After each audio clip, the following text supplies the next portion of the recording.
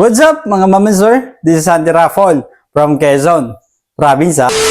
At ngayon ang ating pag-uusapan ay yung isa sa mga pinakamainit na usapin dito pagdating sa vlogging dito sa San Francisco, Quezon. Kung naaalala ninyo, yung mga San Francisco vloggers ay pumunta sa may Campari, sa bundok ng Campari upang maghatid ng tulong dun sa mga bata at dun sa ina ng mga bata.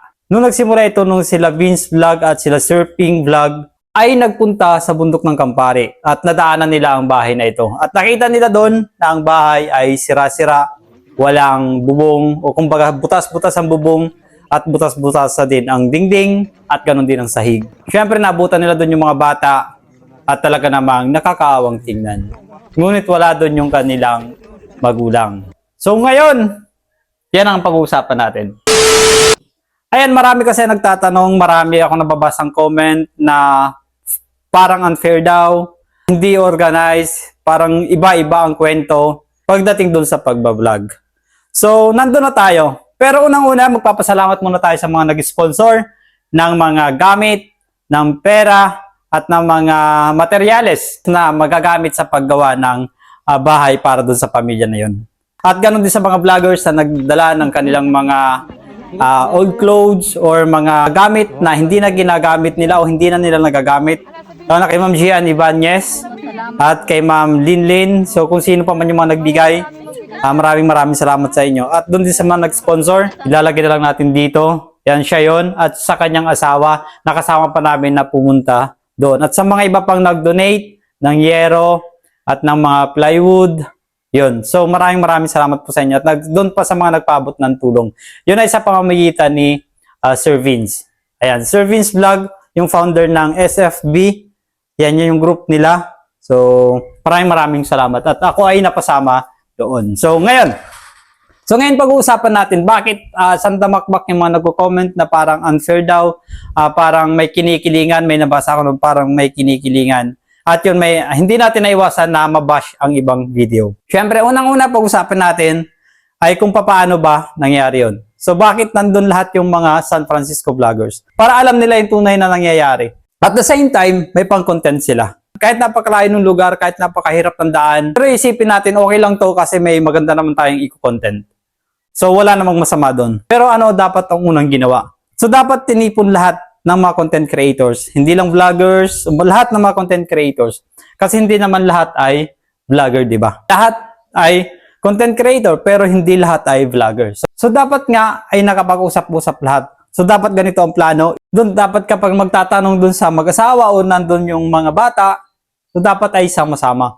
Dapat ganun ang nangyari. Yun nga, pagdating doon, kanya-kanya na ng content. Kanya-kanya na ng video at kanya-kanya na ng tanong. So isa na ako doon sa mga nagtanong din. Pangalawa, hindi magkasama ang tinanong yung mag-asawa. So nung bandang huli lang, nagsama sila. O hindi sila totally mag-asawa kasi sa pagkabanggit ng lalaki ay 2 months pa lang silang magkakilala o 2 months pa lang silang nagsasama. So hindi talaga sila totally na mag-asawa pa. So magka-live-in pa lang sila ngayon. Kasi si ate, yung babae, ay may mga naging asawa na din doon sa una at meron siyang 5 anak. So yung kapartner niya ngayon ay bago pa lamang sila.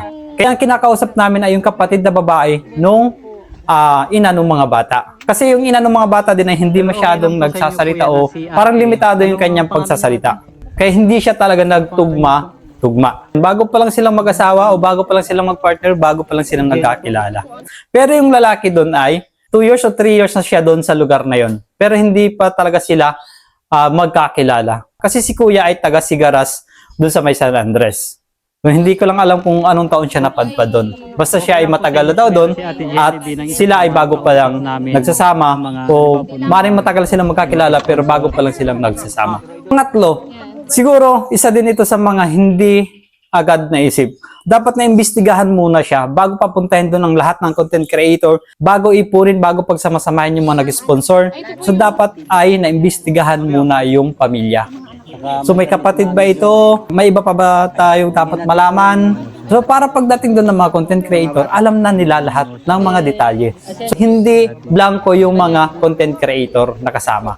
So meron na silang idea kung saan sila pwedeng magsimula din kung sila ay magtatanong. And yun, dagdag pa, so hindi naman talaga masamang tumulong, pero dapat aalamin muna natin kung ano ba talaga ang estado ng ating tutulungan. Kasi may tanong ako doon na kung dito ba talaga sila nakatira. Ang sabi ng kapatid ay hindi naman daw. Kasi yun ay tinutuluyan lang nila kapag may gagawin sila doon. At tinanong ko rin kung paano po sila dito natutulog. So hindi naman talaga doon ang kanilang tirahan. So yun lang ang kanilang pinupuntahan, maaring may iba kasi palipat-lipat daw ng tirahan. So maraming tinitirhan yung babae. Wala silang permanenteng tirahan. So maaring isa lang yun sa kanilang pinupuntahan. Kasi nga palipat-lipat daw, ayon din ito sa kanyang kapatid. Pasabi din ako doon na hindi namin kailangang ipagkatiwala sa lalaki yung pag-manage ng mga donasyon o ng mga nag-sponsor. Lalo na kung may pera na ibibigay o mga mahalagang gamit. Kasi nga, palipat-lipat silang tirahan at yung lalaki, kung talagang seryoso siya, dapat nakikiharap siya doon sa amin. So hindi ko masisisi yung lalaki kung ayaw niyang sumama. Lalo na't bago pa lang sila. Maaring na-shock yung lalaki na may ganito na palang nangyayari. Nandiyan na yung mga content creator, nandiyan na yung mga vlogger, nandiyan na yung mga donasyon, nandiyan na yung mga gamit. And syempre, hindi ko alam kung anong usapan nila doon sa lalaki kasi nga, maghiwa-hiwalay ng mga pag-uusap. So, sa kabilang banda, maaaring hindi natin alam kung nagulat yung lalaki, natatanggapin ba niya o kailangan pa ba ako ng babae? Diba? Kailangan pa ba ako ng babae na may tutulong naman pala sa kanya? Diba? Kung yun yung bahay talaga, hindi dahilan ngayon na wala kang bahay na hindi mo kayang gumawa ng bahay. Napakadali ngayon. Yung mga mayayaman, yung may mga nyugad dyan, kailangan pa ba nila ng mga kayakas? Kailangan pa ba nila ng mga anahaw? Diba? Hingin mo na lang yung anahaw nila kasi para makagawa ka ng bahay mo. Mga libreng kalap, kahoy na bilog, di ba? Ang daling gumawa ng bahay. Naalala ko nga, nag-stop ako ng first year high school kasi nga, salat talaga, mahirap talaga, talagang walang-wala. Pero nakagawa ako ng sarili kong bahay. Doon pa tumira si mama sapagkat wala naman nun si papa. So ako ang gumawa ng sarili kong bahay. Wala kaming nyugan, wala kaming sariling lupa, naibenta na yung maliit na inalagaan namin. Nabenta lahat, wala. As in, wala. Di ba? Pero bakit? Nakapag-provide ako ng pako. Saan galing ang pako? Pinangingan ko o dumiskarte ako. So dapat, nagagawan mo ng paraan yan, hindi dahilan ngayon ang walang bahay. Maliban na lang kung talagang inaalipin ka. Di ba inaalipin ka ng tao? Galit na galit sa iyo mga tao na sasakupan mo kahit may tama ka namang ginagawa. So hindi ngayon dahilan ang walang bahay. Ang walang maayos na matutulugan. Sapagkat napakadali ngayon gumawa. Di ba? So yung iba lang talaga maraming dahilan. So yun yung dapat malaman ng mga nakapanood, ng mga nakasaksi doon sa pagtulong ng mga tao na naging daan ng mga content creator, ang mga San Francisco vloggers. At yun, nagpapasalamat pa rin ako kasi kahit hindi masyadong pulido yung informasyon na nakalap doon, ay may mga tao pa ding nagbigay ng tulong, nagbigay ng donasyon, may nag-sponsor, diba? So saludo po ako sa inyo. Wala pa akong masasabi doon. Sapagkat hindi nyo na inintindi kung ano man yung tutulungan ninyo. Basta't nangangailangan ng tulong ay nagbigay kayo. So malaking bagay na po yun para dun sa tutulungan. Pero sana ay deserve nung tutulungan. At sa inyo pong mga tumulong, saludo po ako sa inyo. Alam ko po na talagang i-bless pa kayo ni Lord. So yun lang mga ma'am and sir. Kung naliwanagan kayo sa video na to, so please comment down and pakishare na rin para mas alam nila kung ano yung tunay na nangyayari.